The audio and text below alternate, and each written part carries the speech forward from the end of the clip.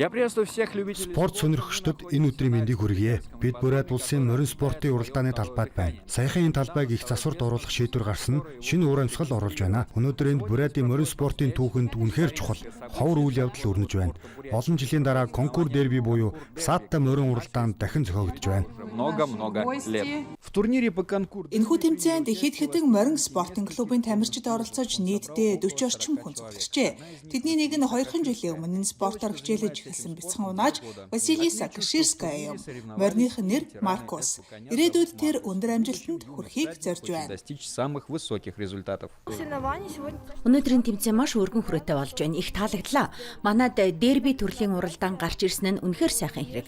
Энэ бол манежийн дасгал ба Саатта уралдааны дундах нэгэн шин туршлага юм. Моринд ч унаачид ч хоёуланд нь шин сорилт боллоо. Конкур дерби бол хурд болон саадыг даван туулах чадварыг хослуулсан спортын төрөл юм. Бурайдын хэмжээнд ийм төрлийн уралдаан олон жил завсарлаад байсан нь тааруу нөхцөл тохиромжгүй талбайгаас шалтгаалж байлаа. Харин энэ удаагийн тэмцээнд зориулж ипподромд тусгай талбай шинээр бэлтгэжээ.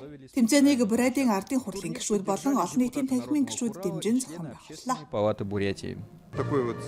Ийм сайхан нартай өдөр цаг агаарч биднийг ивэж байна. Морин спортын уралдаан эхэллээ. Гарцууши Пони морин клуб болон ардын хурал хамтран ийм тэмцээн зохион байгуулж байгаад баяртай байна.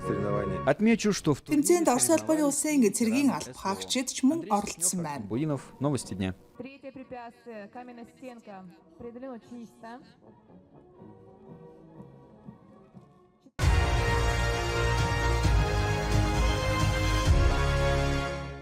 Мэдсэслийн өрөөнд орохын өмнө эмч нар тусгай хар тугалт хормогчд хамтааз хүзүүний хамгаалалт өмсдөг.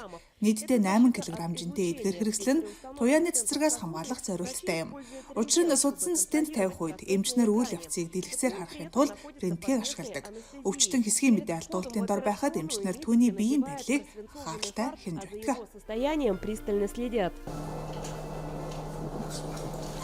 Жил бүр рентген мэдсэслийн өрөөгөөр 5,000 орчим өвчтөн ордог. Мэдсэсэлчид төдийгүй эрчим тэмцэлгээний эмч нар хэд өндөр хариуцлага, хормын дотор шийдвэр гаргах шаардлагатай хэмнэлээр амьдардаг. Тэд өдөр шөнөгүй амралтгүй ажилладаг. Ачаалал ихч гэлээ тэд ажилдаа чин сэтгэлээсээ дуртай. Данная профессия нравится мне. Маш богино хугацаанд оновчтой хариуцлагатай шийдвэр гаргах шаардлагатай байдаг. Онцлогоороо энэ мэргэжил надад таалагддаг юм. Цагийн ирэхээр ийм өндөр дарамт шахалт, тасралтгүй адреналины түвшинд дасдаг юм. Би ийм байдалд дасан зохицоод дуртай болжээ. Вот это состояние мне нравится. Энд зүрхний шигдээсээ хүнд хэлбэрийн өвчнүүд ирдэг. Хамгийн хэцүү нь өвчтнөө алдах мөч. Тиймээс эмч нар биеийн бүх эрхтэн системийн үйл ажиллагааг сэргээхийн тулд бүхий л боломжоо байчилдаг. Таны бие яаж байна? Дээрцэн шүү. Зүрх чинь өвдөг үйц? Үгүй.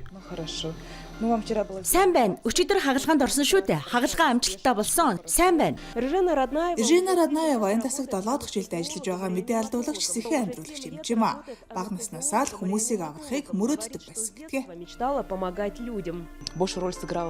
Миний сонголтод гэр бүлийн минь нөлөө их байсан. Аав ээж хоёр эмч хүмүүслэлтэй. Эргэлзэлгүйгээр ангаахын их сургуульд орсон.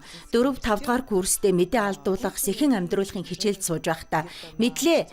Энэ миний зам байна гэж ойлгосон. Хүн аврах, туслах тэр мэдрэмжийг би биеэрээ мэдэрдэг нь надад хамгийн үн цэнтэй мөч.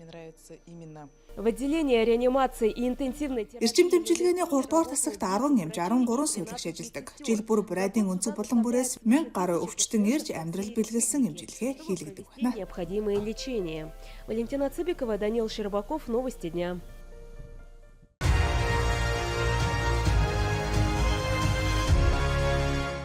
Энд хүчтэй булчин биш, хурц ухаан, логик бодох хурдаар өрсөлдөн. Энэ бол спорт програмчлал юм. Даалгавар нь аль болох олон онцгой мэд алгоритмыг хамгийн богино хугацаанд бодож шийдэх. Зөвхөн нэг тэмдэгтийн алдаа хийхэд шийдэл хүчингүй болно. Ийм хүнд нарийн спортын төрлөөр Орос улс дэлхийд тэргүүлж байна. Сүүлийн 20 жил Оросын программистууд олон улсын тэмцээнд жил бүр шилдэг гэдгээ баталсаар ирсэн. Медалийн ихэнхийг манай тамирчид авдаг. Манай холбоо энэ чиглэлийг дэмжиж хөгжүүлж байгаа нэгэн институт юм а. Өнөөдөр спортын програмчлал албан ёсоор оюуны спортын төрөлд багтдаг болсон. В данном случае это интеллектуальный вид спорта. Харин энэхүү спорт нүдэнд илүү танилч мөн адил шинэлэг. Энд хорон бүр чухал учир багаар ажиллах чадвар автомат түвшинд хүрсэн байх ёстой. Тэрхүүгийн киберспортын тамирчид ч бас улсын хэмжээнд хүчтэй өрсөлдөгчдийн тоонд орсон. Компьютерный спорт очень... Киберспорт манай бүс нутаг төдийгүй дэлхийд даяар асар их түгээмэл болсон. Учир нь бидэнд мэрэгжлийн түвшинд тоглодог олон чадварлаг Сибирийн тоглогчид бий. Мөн сурагчид маань ч гэсэн тэдний араас тэмүүлдэг. Хүмүүсийн бодлоор зүгээр л компьютер тоглоом тоглодог юм шиг санагддаг бах. Гэтэл үнэндээ энэ биеийн спорттой адил хариу үзүүлэх хурд, онцгой сэтгэлгээ, багаар ажиллах чадварыг хөгжүүлдэг томоохон салбар юм а. Критическое мышление в разных дисциплинах. Өнөөдөр спортын програмчлал ба киберспорт аль аль нь аль биесээр спортын төрлүүдэд хамаарсан. Ингэснээр нэгдсэн стандарт зэрэг цол хэрэмгийн тогтолцоо бий болжээ. Гэвч холбоодын төлөөлөгчдийн хэлснээр захим спортын ачааллын ач холбогдлыг бүгд ойлгодог гэнэ. Оюуны спорт биеийн спортоос дутхгүй чухал. Хоёр өөр чиглэл юм л да. Манай сурагч өсвөр үеийнхэнд бид усанд сэлэх, хөл өмбөг гэх мэт биеийн спортоор хичээллэж, үүнтэй зэрэгцэн оюуны спорторч хөгжих хэрэгтэй гэж үргэлж зөвлөдөг. Ингэснээр тэнцвэртэй цогц хөгжсөн хүн бий болдог юм а. Өнөөдөр тоон спортын төрлүүд улс орны хөгжил стратеги ач холбогдолтой. Юуны төрөнд энэ нь залуусын мэрэгжлийн чиг баримжаа болж захин эдийн засгийн ирээдүйн мэрэгжилтнүүдийг бэлтгэх суурь болдог. Харин эрхэм мужийн хувьд шин цагийн спортын залуу аваргуу дараа бахархал үлдээдэг юм.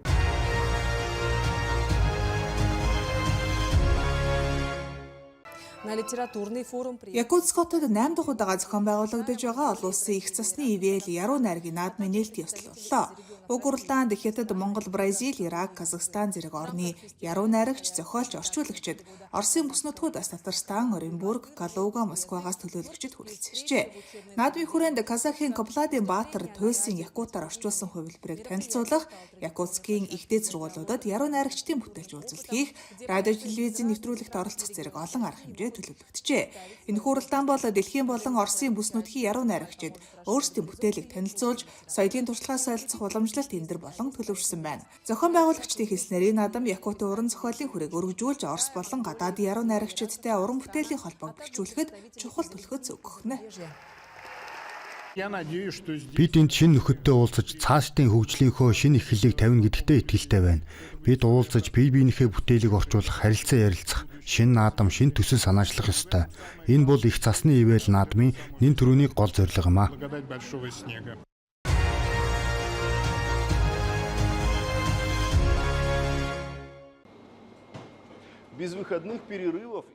Амралт завсарлага, цайны цаггүй ажилсаг зөөвч робот өнөөдөр хүмүүсийг гайхшруулахаа больжээ. Хүссэн ширээний дугаарыг сонгож, эхлэх товчийг дарахад кибер туслагч таны захиалгыг биелүүлж эхэлнэ. Ийм төрлийн роботууд өнөөдөр дэлхийн олон орны кафе, зоогийн газруудад ажиллаж байна. Тэдгээрийн дундаас Хятадд илүү түгээмэл юм а. Яагаад тийм болсон бэ? Одоо харцгаая. Энэ манай хамгийн алдартай робот Тимо. Зочдод мэдээлэл өгч ширээнд нь хүргэж өгдөг юм. Бразилийн бизнесмен Эвертон Оливейра тусгаалan Сучау хотод иржээ. Тэр өөрийн компани оффист ажиллуулах механик ажилчдыг хайж байгааг нь. Замдаа гарцгаая, намайг дагаарай. Бразил болон Латин Америкт бид Хятадын бүтээгдэхүүн чанартай бас боломжийн үнэтэй гэдгийг сайн мэднэ. Европ, Америкийн роботтой харьцуулахад Хятадын робот илүү хямд мөртлөө чанараараа дүүцдэг. Өнөөдрийн байдлаар Хятадын роботууд дэлхийн хамгийн оновчтой сонголт гэж хэлнэ. Я бы сказал, что сейчас китайские роботы лучший выбор для всего мира. В 2020 онд цар тахлын үед Хятадын үйлчилгээний роботын зах зээл 5 дахин өсөж $166 сая $1 хүрчээ. Харин 2025 он гэхэд энэ тоо $3 тэрбум $1 хүрнэ гэж таамаглаж байна. 2024 онд Хятадын роботын нийт зах зээл $47 тэрбум $1 байсан бөгөөд энэ салбарт 450 мянган гаруй компани ажилладаг байна. Энд манай Xiao Sui робот байна. Маш өхөөрдөм. Номын сан сургуулиудад ашигладаг. Хүүхдүүд тэрнийг ихэд хайрладаг. Учир нь тэр үнэхээр хөөрхөн харагддаг юм. Энд төрөл бүрийн зориулалт хэрэгцээнд тохируулан 12 төрлийн робот угсарж байна. Зарим нь Хятадд үлдэнэ, олонх нь гадаадд гарна. Alpha Robotics компани дэлхийн 80 оронтой хамтран ажилладаг. Гэхдээ захиалагчдад хүрэхээс өмнө бүх робот хатуу шалгалт тест амждаг. Энэ урт нарийн хонглын гол зорилго бол роботуудын байрлал тодорхойлох чадварыг шалгах, мөн навигацийн алдаа гарах эсхийг турших юм а. В процессе навигации. Одоо компанийн үйлдвэрлэлийн цехүүд захиалгад дийлэхгүй шахам ажиллаж байна. Тиймээс шинэ өндөр технологийн үйлдвэрийн ашиглалтад оруулахаар болжээ. Манай шинэ үйлдвэр 5G болон хиймэл оюун ухааны технологиг ашиглана. Жилд 500 мянган робот үйлдвэрлэх хүчин чадалтай. Онцлог нь гэвэл үйлчлэгээний роботуудыг үйлдвэрлэх ажлыг үйлдвэрлэлийн робот өөрсдөө гүйцэтгэнэ. Дэлхийд анхны ийм үйлдвэр болох юм а.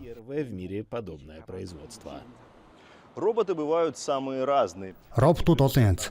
Зарим нь хоол авчирч мэдээлэл өгдөг бол нөгөө нь гэртээ нам гүмхэн шал угааж, ус хатааж, агаарыг цэвэрхэн болгож ажилдаг. Тэгвэл хамгийн дэвшилтэт роботуудаас одоо харцгаая.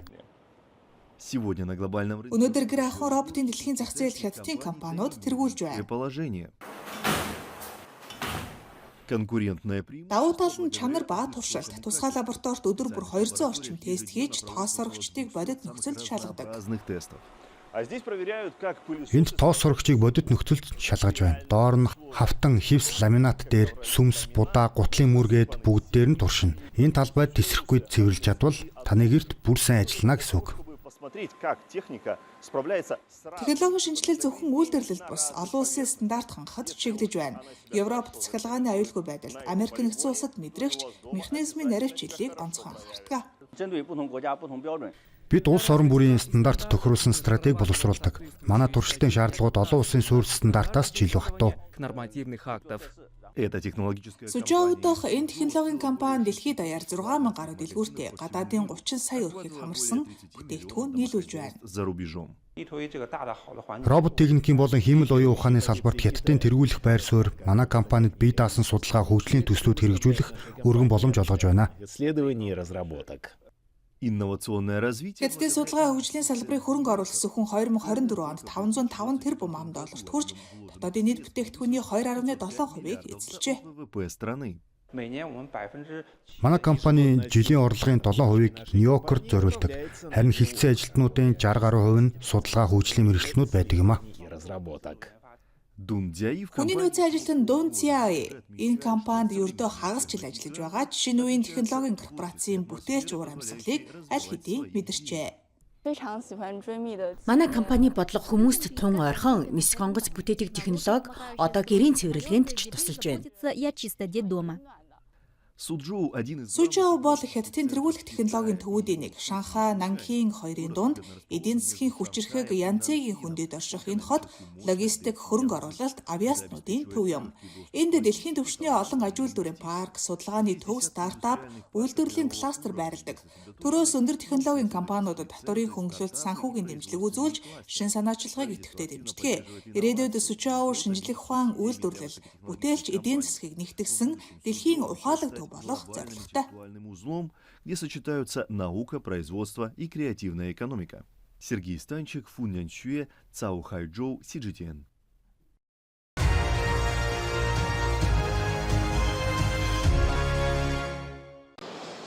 Почти 70 лет. Бараг 70 жилийн турш олон улсын экспорт, импортын яарамг нь хятадын гол худалдааны арга хэмжээ хэвээр байсаар байна. Энэ хугацаанд үдсгэлэн байрлал, бараа бүтээгдэхүүний төрөл, үе үеийн худалдааны төлөөлөгчдөө сольсон ч өөрийн нэр хүнд ач холбогдлоо хадгалсаар иржээ. 25 настай Дороти Цао зөвхөн хөдөө аж ахуйн техник бус хэрэглэгчдийн сэтгэл зүйч нарийн мэддэг нэг юм. Психологии потенциальных клиентов. Энэ бол улаан будаа терэмдэх машин. Үрийн хальс ялгах үзүүлэлт нь 99% хүрдэг.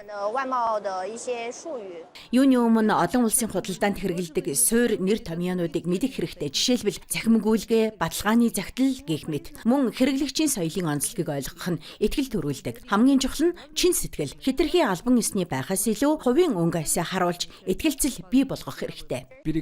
Өнөө үед хэлэлцээ харилцаа мессенжерүүд рүү шилжсэнээр бизнесийн харилцааны хэв маягч өөрчлөгдөжээ. Би баярлаж байгаагаа илэрхийлэхдээ инээмсэглэл, талархаж байгаагаа илэрхийлэхдээ зүрх ашигладаг.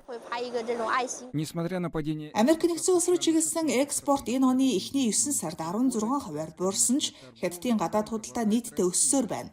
Үүнд тоног төхөөрөмж, электроник, шинэ эрчим хүчний бүтээгдэхүүний борлуулалт гол нь нөлөөлжээ. Үүний ачаар 22 настай Тренд О их сургууль төгсөөд шууд Фужоо хотын цахилгаан ус хүрийн AGG Power Technology компани бараанд ажилд орж чаджээ. из южного города Фуджоу. Би диплом авахаас өмнө 7 хоногийн турш өдөр бүр 200 орчим ажлын анкет илгээдэг байсан. Тэгж байж энэ ажлыг олсон. Одоо би Facebook, LinkedIn, WhatsApp ашиглан харилцагчтайгаа холбоо өрдөг. Манай үеийнхэнд олон төрлийн харилцааны хэрэгсэл ашиглах нь олон улсын худалдаанд гарсан хамгийн том өөрчлөлт юм. В международной торговле.